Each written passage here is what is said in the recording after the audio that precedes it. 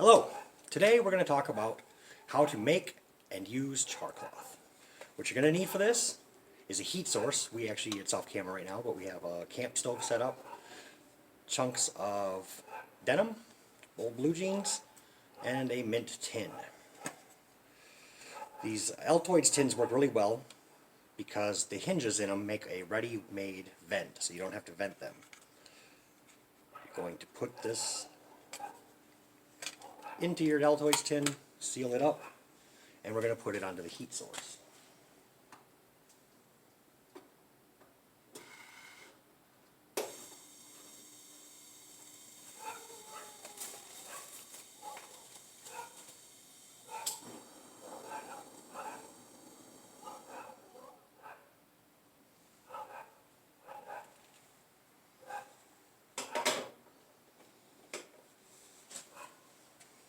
Okay, I'll give you guys a shot here. So we just have, never mind my messy garage, the Altoids tins we just put on the side burner here, some flame, and we're going to let that cook for 15-16 minutes is all it should take. When it's cooking, what you're basically doing is you're taking those strips of blue jeans and you're heating them almost to the point of combustion. And then they will, as they cool, they kind of turn into a bit of a coal substitute. As they're cooking, you'll begin to see a flame come out of your little vent hole. And that's normal. Once that flame disappears, that's when you know your char cloth is ready. So while that's cooking up,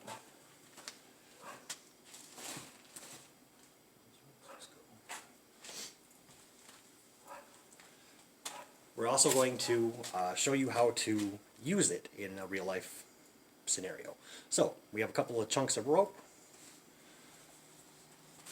What you're going to do is you need to make a bird's nest, a tinder bundle. So we're going to unravel these 3-strand ropes.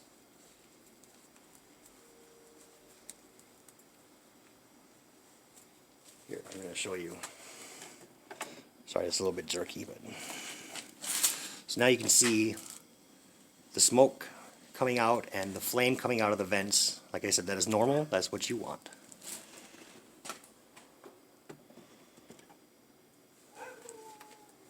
Okay, so you're going to take your rope. If you're going to use a rope for a tinder bundle, you want to make sure it's a natural fiber rope. You don't want to use anything synthetic because of the chemicals in it. Unravel it down into the 3 core strands, and then unravel each of those down into their individual strands.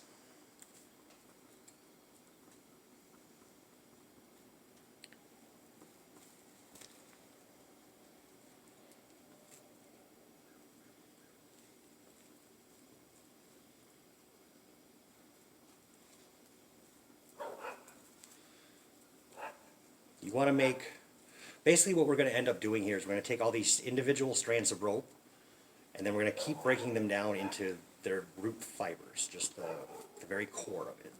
And the reason we're doing that is because we're going to end up weeding these almost into like a man-made bird nest. As your tins are cooking, the paint will begin to melt off of them. They're going to be very, very hot, so make sure you don't touch those with your hands when you're done.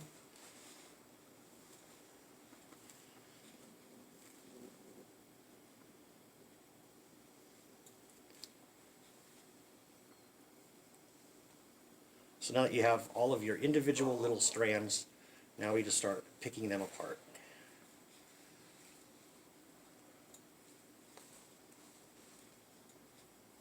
This will take you a couple times to get really proficient with it, but it's pretty simple. It's actually one of the easiest ways and one of my favorite ways to start a fire. Char cloth works so well for starting a fire.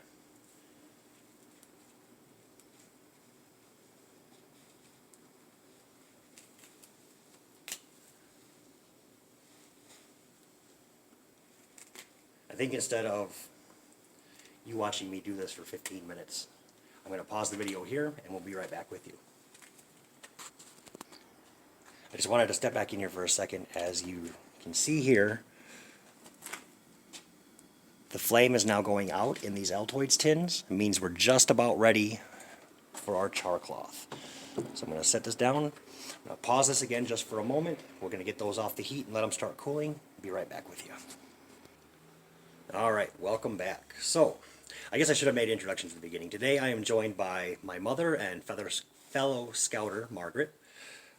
I've been teaching her how to do this as well as you. So, we took our rope from earlier.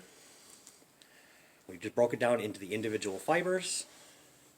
You kind of fashion it. Just use your thumbs and pull and twist.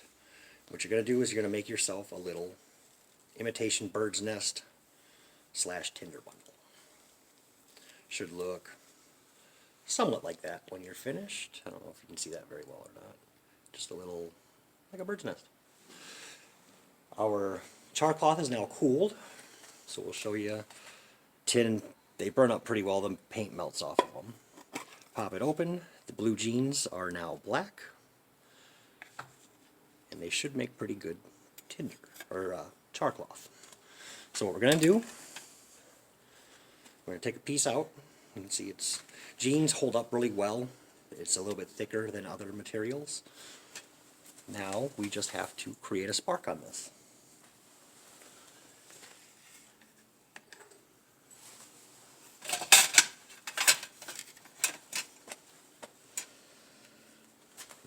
Here for a second. The hardest part is just honestly getting, today I'm just going to use a flint and a little fire starter here. Hardest part is just to get your sparks to land on that. If you get even the smallest spark to land on your char cloth, it will go up very quickly. Sorry for the movement here.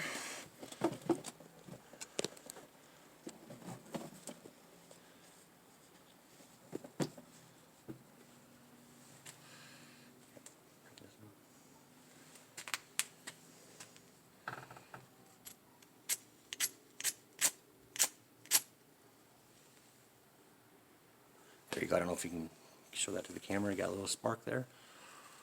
Now tuck this down in and wrap it up. You want to hold that kind of tightly and blow. Give it some strong breath.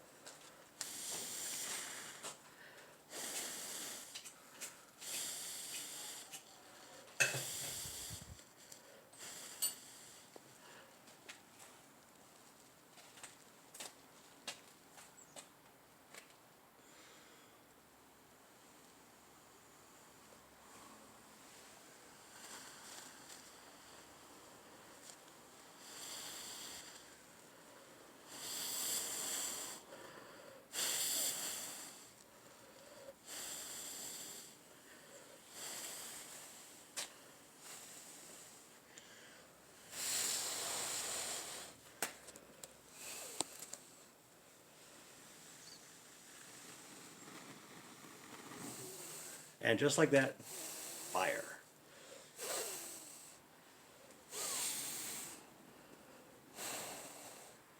Now, if we were actually trying to start a fire, you would just simply lay some smaller, like pencil lead, pencil, finger-sized pieces on top of this to catch. Once that starts to get going good, once the fire is bigger than your fuel source, you add more onto it in layering degrees from thickness until you get a nice size fire built up, and that's when you would lay your actual fuel wood, bigger pieces down. But today, that's what we're going to show you. Be careful, as always. Fire, great tool, can also be very dangerous. Go ahead and toss this out here into the snow, let it go out. Now, this is a great skill to know because Scout requirements for the Arrow of Light as well as rank requirements in the Scouts BSA program require you to know this, but it's also great to know for your own safety. You could be out in a camping environment, not be able to find any dry wood. This is a great way if you have some char cloth, you have a little piece of rope with you, you can make a fire very easily. So, I hope you learned something today. I had fun showing you. I can do it, she can do it, you can do it too. Get outside, learn something new, and enjoy your 1 hour a week.